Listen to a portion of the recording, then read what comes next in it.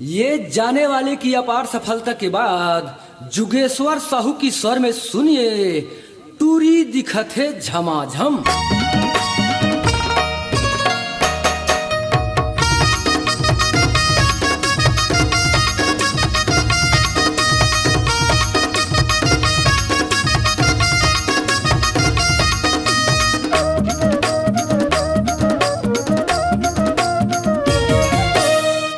दिखत झमाझम एला बलावा कैसे रे, टूरी दिखत झमाझम एला बलावा कैसे रे। कॉलेज में आए रे टूरी एला पटावा कैसे रे, कॉलेज में आए रे टूरी एला पटावा कैसे रे। टूरी दिखत झमाझम एला बलावा कैसे रे, झमाझम एला बलावा कैसे रे। कॉलेज में आए रे टूरी एला पटावा कैसे रे, कॉलेज में आए रे टूरी एला पटावा कैसे रे।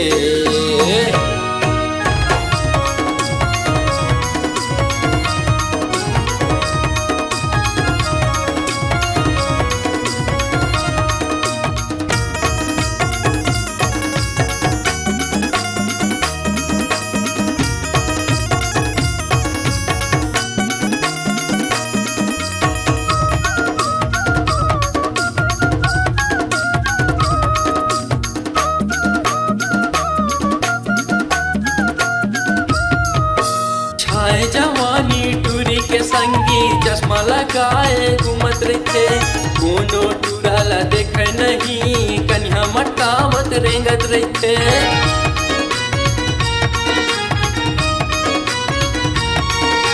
छाए जवानी टूरी के संगी चश्मा लगाए घूमत रहते, कोनो टूराला देख नहीं कन्या मटकावत रेंगत रहते।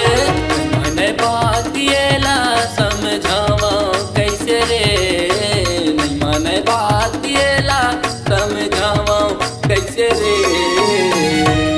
टूरी दिखत रे झमाझम एला पटावा कैसे रे, टूरी दिखत रे झमाझम एला पटावा कैसे रे। टूरी दिखत झमाझम एला बलावा कैसे रे, झमाझम एला बलावा कैसे रे। कॉलेज में आए रे टूरी एला पटावा कैसे रे, कॉलेज में आए रे टूरी एला पटावा कैसे रे।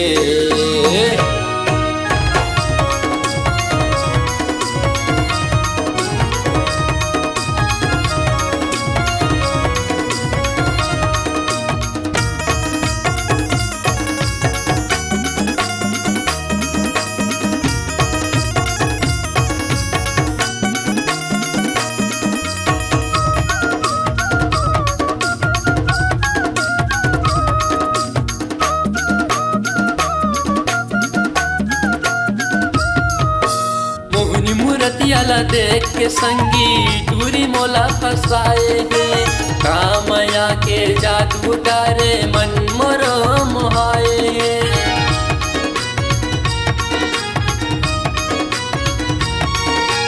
मोहनी मूर्तियाला देख के संगी टूरी मोला फसाए है, कामया के जादू डारे मन मोरो मोहाए है। सब टूरा लाए हमयम फसा ले रे, सब टूरा लाए हमयम फसा ले रे।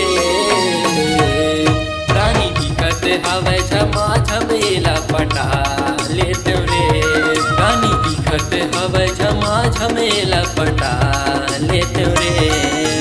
टूरी दिखत झमाझम एला बलावा कैसे रे, टूरी दिखत झमाझम एला बलावा कैसे रे। कॉलेज में आए रे टूरी एला पटावा कैसे रे, कॉलेज में आए रे टूरी एला पटावा कैसे रे।